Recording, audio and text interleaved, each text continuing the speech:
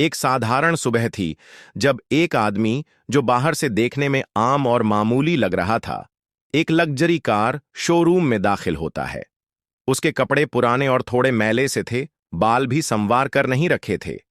देखने से कोई भी अंदाजा नहीं लगा सकता था कि यह आदमी कितना सक्षम है या उसकी जेब में कितने पैसे हैं। शोरूम में मौजूद हर व्यक्ति ने उसे नजरअंदाज किया, जैसे वो कोई बेवजह आया हुआ मेहमान हो।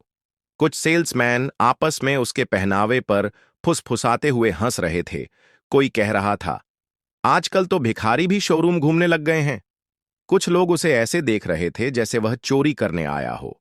किसी ने उसकी आंखों में झांक कर यह देखने की कोशिश नहीं की कि वहां कितनी सच्चाई और आत्मविश्वास है।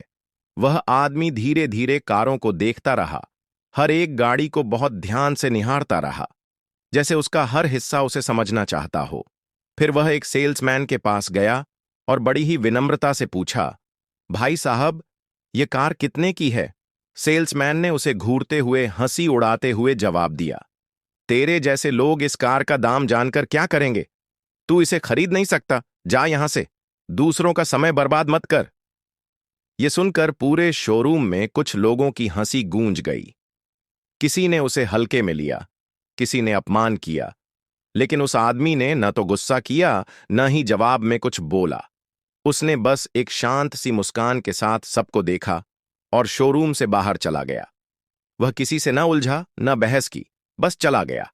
लेकिन कुछ ही देर बाद जब वो वापस लौटा तो सबकी आंखें फटी की फटी रह गईं। अब वो अकेला नहीं था, उसके साथ दो बैंक अधिकारी, एक वकील और पर्सनल अकाउंटेंट भी थे।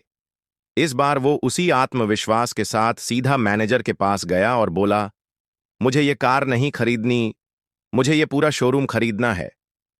उस वक्त वहां मौजूद हर एक इंसान की सांसें थम सी गईं। जो लोग उसे अभी थोड़ी देर पहले हंसकर बाहर निकाल रहे थे, वही अब स्तब्ध होकर एक दूसरे की शक्लें देखने लगे। मैनेजर को यकीन नहीं हुआ, लेकिन जब उस आदमी ने फाइलें खोलकर बैंक स्टेटमेंट्स, प्रॉपर्टी डॉक्यूमेंट्स और स्टॉक मार्केट पोर्टफोलियो दिखाए, तो सबकी आंखें खुली की खुली रह गईं। उसके खाते में करोड़ों रुपए थे। उसके पास शेयर मार्केट में इन्वेस्ट की गई बड़ी रकम थी और हाल ही में उसकी कंपनी का एक बड़ा सौदा भी हुआ था। वह आदमी कोई आम इंसान नहीं था। उसने अपनी जिंदगी के कई साल मेहनत में लगाए थे। एक वक्त था जब वह बहुत ही सामान्य नौकरी करता था। ऑफिस के लिए सुबह निकलना, बस पकड़ना, देर रात घर लौटना और महीने के अंत में गिन गिन कर पैसे खर्च करना। लेकिन उसने इस चक्र से बाहर निकलने की ठान ली थी। उसने खुद से शेयर मार्केट, फाइनेंशियल लिटरेसी और इन्वेस्टमेंट के बारे में पढ़ाई शुरू की।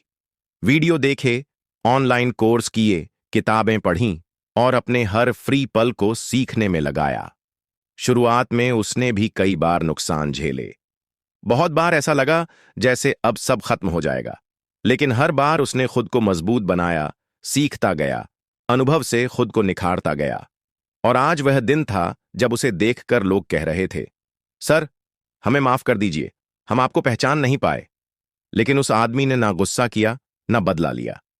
बस शांत स्वर में बोला, मैं तुम्हें खरीदने नहीं आया, मैं तुम्हें एक बात समझाने आया हूं।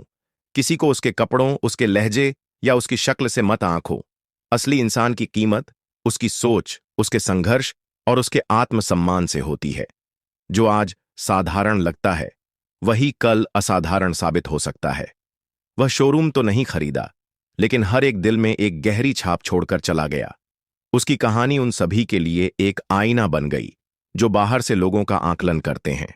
उस दिन के बाद उस शोरूम के स्टाफ का व्यवहार ही नहीं, सोच भी बदल गई थी। उन्होंने महसूस किया कि किसी की कीमत उसके कपड़ों से नहीं होती और जिंदगी में सबसे बड़ी पूंजी होती है मेहनत, सब्र और सीखने की भूख।